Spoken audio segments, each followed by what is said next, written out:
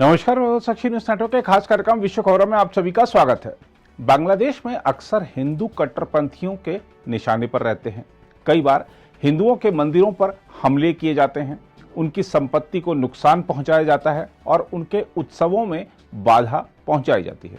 कई बार हिंदुओं के नृशंस हत्या की घटनाएं भी सामने आई हैं, जिसको लेकर हिंदू समुदाय के लोग खौफ में भी रहते हैं। लेकिन अब बांग्लादेश की प्रधानमंत्री शेख हसीना ने हिंदुओं को बड़ा आश्वासन देते हुए कहा है कि हिंदू समुदाय के पास भी उतने ही अधिकार हैं जितने मेरे पास हैं।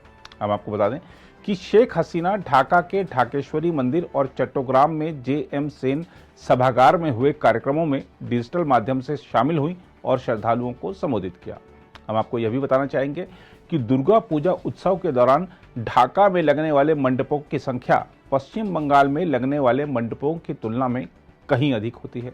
इससे आप अंदाजा लगा सकते हैं कि यहाँ हिंदू समुदाय तमाम बाधाओं के बावजूद अपने धर्म और संस्कृति को जीवित रखने और उसे आगे बढ़ाने के लिए कितना तत्पर रहता है। इस बार श्री कृष्ण जन्माष्टमी उत्सव 2 साल बाद बड़ी धूमधाम से बांग्लादेश में मनाया गया, क्योंकि 2 साल तक कोरोना की वजह से तमाम तरह की पाबंदियां रही थी। इस उत्सव में भागीदारी करते हुए प्रधानमंत्री शेख हसीना ने हिंदुओं और अन्य धर्मों में विश्वास रखने वाले लोगों से अनुरोध किया कि वे अपने आप को अल्पसंख्यक नहीं माने। उन्होंने कहा कि बांग्लादेश में धर्मों से परे सभी के पास समान अधिकार हैं। शेख हसीना ने कहा, हम चाहते हैं कि सभी धर्मों के लोग समान अधिकारों के साथ रहें।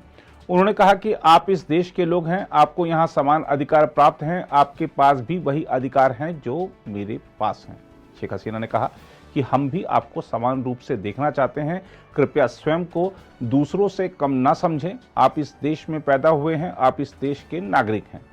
प्रधानमंत्री शेख हसीना ने इस बात पर दुख भी जाहिर किया कि जब भी कोई अवांछित घटना होती है तो उसे इस तरह बढ़ा चढ़ाकर पेश किया जाता है मानो बांग्लादेश में हिंदू समुदाय के पास कोई अधिकार ही नहीं। बांग्लादेशी मीडिया में शेख हसीना का यह भाषण खूब सुर्खियां बटोर रहा है। प्रथम आलो अखबार में हसीना को यह कहते हुए उद्धृत किया गया है, घटना को ऐसा रंग दिया जाता है मानो बांग्लादेश में हिंदू समुदाय के पास कोई अधिकार ही नहीं है और घटना के बाद सरकार द्वारा की गई कार्रवाई को समुचित महत्व ही नहीं दिया जाता है। उन्होंने कहा कि उनकी सरकार और अवामी लीग किसी भी धर्म के लोगों को तवज्जो नहीं देने में विश्वास नहीं करती। शेख हसीना ने कहा, मैं साफ कह सकती हूँ, हमारी सरकार इसे लेकर पूरी तरह सतर्क है और मैं इसका आपको आश्वासन दे सकती हूँ। हम आपको बता दें कि साल 2022 की जनगणना के अनुसार बांग्लादेश में हिंदू समुदाय दूसरा सबसे बड़ा धार्मिक समुदाय है।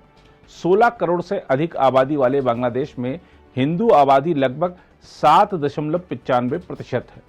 हम आपको याद दिला दें कि हाल ही में बांग्लादेश के नरेल में अल्पसंख्यकों के खिलाफ घृणा अपराध हुए थे, जिस पर भारत सरकार ने भी कड़ा रुख अख्तियार करते हुए बांग्लादेश सरकार को हिंदुओं की रक्षा के लिए पर्याप्त कदम उठाने के लिए कहा था। इसलिए शेख हसीना ने जन्माष्टमी पर जो कुछ कहा वह कट्टरपंथियों के मुंह पर तमाचा और हिंदुओं के लिए बड़े आश्वासन के रूप में देखा जा रहा है। जहां तक शेख हसीना के व्यक्तित्व की बात है तो आपको बता दें कि अनुभवी राजनेता शेख हसीना ने पड़ोसियों के साथ न केवल संबंधों को मजबूत करने का काम किया, बल्कि अपने देश को नई ऊंचाइयों पर भी लेकर गई हैं। देश में अगले साल चुनाव होने हैं, ऐसे में यह भी माना जा रहा है कि कहीं यह हिंदू वोट बैंक को साधने की कोशिश तो नहीं है।